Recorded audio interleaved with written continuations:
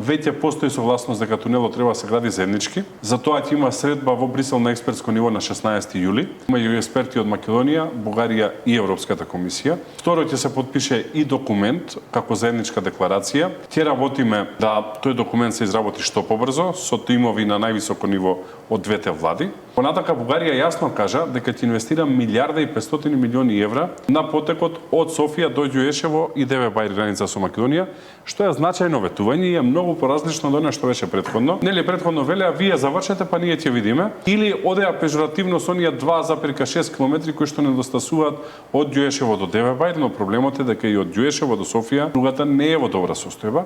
Она што го направија е ги враќаат назад тие 550 милиони евра кои што еднаш ги пренаменија во февруари месец оваа година, за да ја работат пругата од Софија до Перник, додека делот од Перник преку Радомир до Ѓуешево според нивните зборови ќе прават целосно нова пруга со ново проектирање кое што треба да ги заобиколи планините и да биде брза пруга со 160 км на час патнички сообраќај и 120 км на час карго сообраќај.